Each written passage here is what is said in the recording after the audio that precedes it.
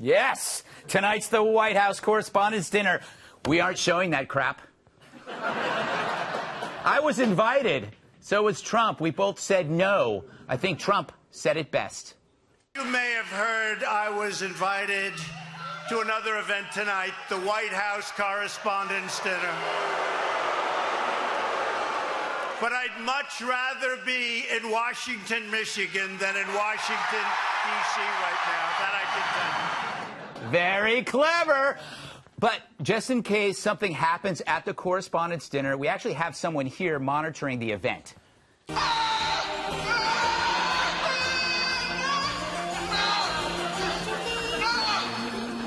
Stop it, please, I beg you! Poor guy. But damn, this was a great week. One of the best weeks ever. It's right up there with the Miracle on Ice, or when the wall fell, or when Lou Dobbs woke up in my basement. That rascal, he gnawed through the restraints. But it was a week of history, hugs, and handshakes. Merci beaucoup. Thank you. Thank you. I like him a lot. Thank you. Thank you very much. It's the handshake, the salesman's signature. And Trump's always leaves a bruise. So how do you prepare for that? If only there were a drug.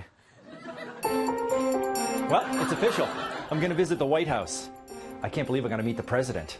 How's your hand strength? Hand strength? Why? You see how firmly this dude shakes hands? Look at what he did with Macron.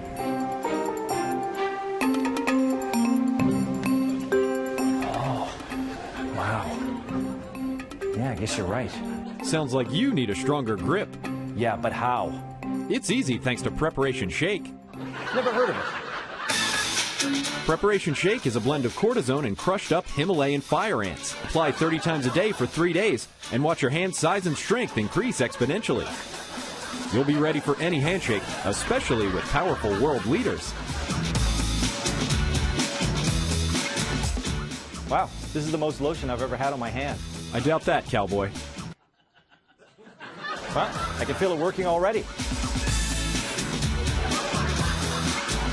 Hey, Tom. Thanks, Preparation Shake. I'm ready for the White House. So try Preparation Shake today. You can go from this to this. Warning, may cause permanent enlargement of skeletal muscle and organ.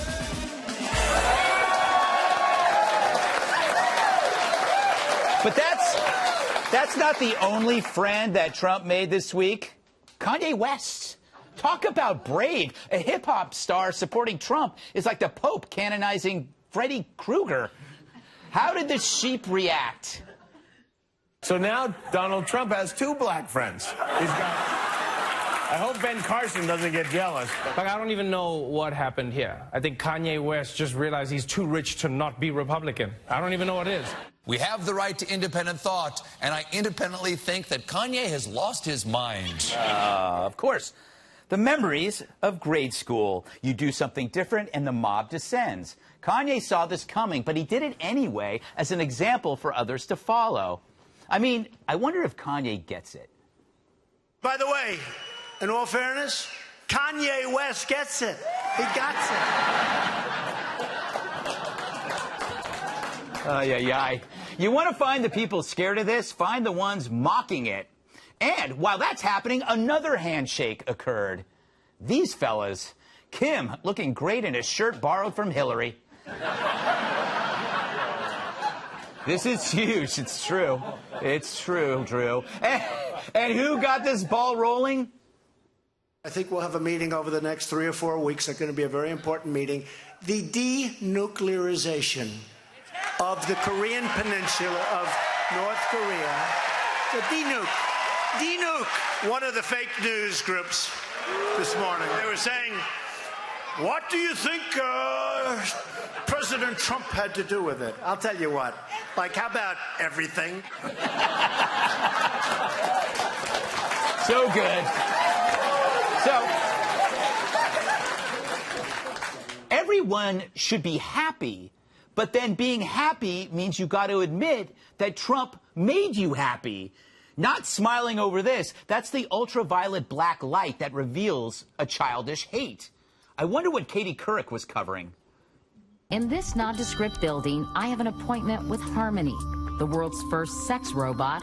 What do you like to do for fun? I like robots, computers, and making new friends. I also love making love to you. Whoa, what? Look, I get it. How many times can we watch the same people being interviewed? James Comey, Stormy Daniels. Leave it to Katie to land an interview with a sex robot. But they ordered a salad for her. What a waste of $18. Speaking of robots, back to that correspondence dinner. What a segue. So this year, who's the MC? Someone from The Daily Show. Who was last year's MC? Someone from The Daily Show. Who will be next year's MC?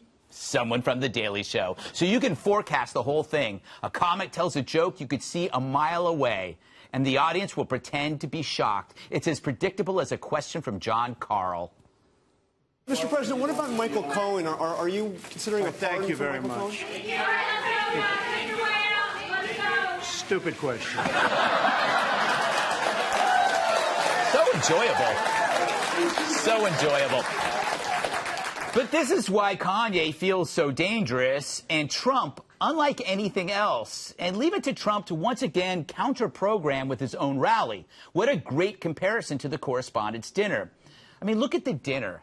It's like a timeshare presentation at a retirement village. And look at the rally. It's Club Med on clothing optional night. One is soul-destroying, but the other's a lot of fun. So this is a new era. It feels like a rip in the universe. Kanye and Trump, Kim and Moon. The media doesn't get it, but you do. Bubbles are bursting and beliefs are upended. If this is what happens after sleeping with a porn star, Thank you.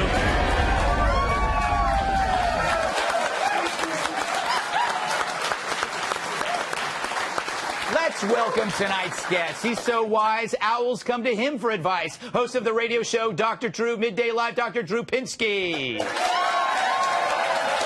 He's the man with the plan who's never had a tan. Fox News radio host Tom Shalhoub. You next. She thought Silence of the Lambs was a romantic comedy. National Review reporter Kat Timpf. And he's considered a giant among giants. Former WWE superstar, my massive sidekick Tyrus. All right. Drew, you claim to be a doctor. All right. I'm interested in the psychological effects of Trump winning on the visceral Trump hater. Yeah, the cognitive dissonance that's going to occur. In other words, when people believe that they believe deeply that this man is incapable of nothing good, if something good comes out of it, they either have to deny he had anything to do with it, right, or, as you said, the bubble bursts, their world rips in half, and what they will begin looking for is a scapegoat. Right. They will have to gather their aggression as a group and scapegoat somebody. My fear is it could be somebody like Hillary. I mean, they've been scapegoating her right along, and that could really get very aggressive. Yeah, there are so many off-ramps to saying Trump might be a good person, or no, he doesn't have to be a good person. No. He could be a great president, but they choose the off-ramps. They have to go somewhere else. They can't. It does not fit their they're watching a movie that you know what I'm referring to. Yes. They're watching a different movie than you and I are. Yes, they're watching a movie with Stormy Daniels in it. That's right. The one that you watched. Pay-per-view, by the way, $18 at your local Marriott. Hey, Tom, North Korea. Pretty big deal. Huge news, Greg. Huge news. Huge news for the whole world. And the interesting thing was that people who watch world politics had to admit that it was unprecedented and amazing. So I loved watching cable news because there was this phenomenon. If you remember Fonzie couldn't say wrong? He never could say wrong. They were having so much trouble giving the president credit. They were like, President Trump definitely deserves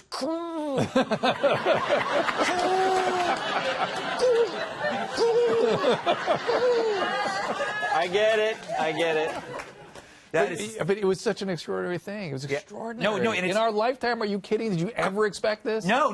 But that's why he does things where he upends the table, then he starts at a negotiating process from chaos, and it tends to work. Kat, I want to ask you about Kanye. He upset a lot of people. Did he upset you?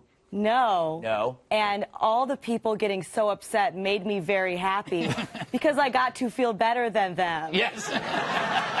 Think about it. Think about having the time and energy to actually get this mad over this. You need a life if you have that kind of time and energy. I'm serious. Go home, hug your family, take up fly fishing, do something, because that is very, very pathetic. It is. Although I was very excited by it. So does that mean I need to get a life? Probably. Well, that's neither here nor there. Yeah, that is true. We already knew that. Yes.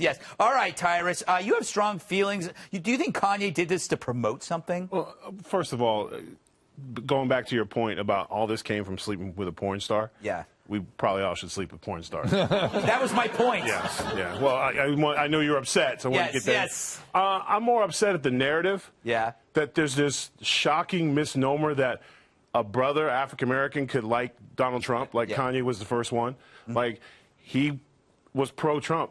Great. Yeah. Move on. It's not a big deal. Yeah. A lot of black people voted for President Trump. A lot. They did not all vote for Hillary Clinton. It's not how it works. Yeah. And the narrative that is played, we had an amazing, historic moment. It's like the wall coming down. This is something that in the history books will be at least 2 chapters. Yeah. North and South Korea are on the same side. And the narrative is, oh, let's get black people in Trump again. Let's get a racial thing going. That is what drives me nuts. And Kanye, of course, he's a perfect guy for that because he's not political. If you asked him, hey, what's your favorite part about Trump's, I don't know. He doesn't even know. He didn't vote. He did this when he was elected. He was like, I didn't vote, but if I would have voted, I would have voted for Trump. He does it for reactions. And then to make it worse, the next was it today, I've got a song coming out now about it. Like, it's hard to be. That brother don't represent other brothers. He doesn't. He's him. Yeah. He's part of that Kardashian world where they do things for attention. And it's very cool right now to say, hey, I'm cool with Trump because the left will be like, because the left, it's the new rebel. Okay. It's the new villain. I'm a bad guy. I like Trump, and then the left will be like, oh, and you get 2 news cycles. Yeah. You get a ton of attention. Everybody's like, damn, I'm mad that I was supportive in the beginning. I should have waited. I could have got a book deal for my own show on Sunday nights. Don't applaud that. You fell for it. I did. I am deeply disturbed by what they're saying about Kanye. They're saying because he's contemplating political views they don't agree with, he lost his mind. Yeah.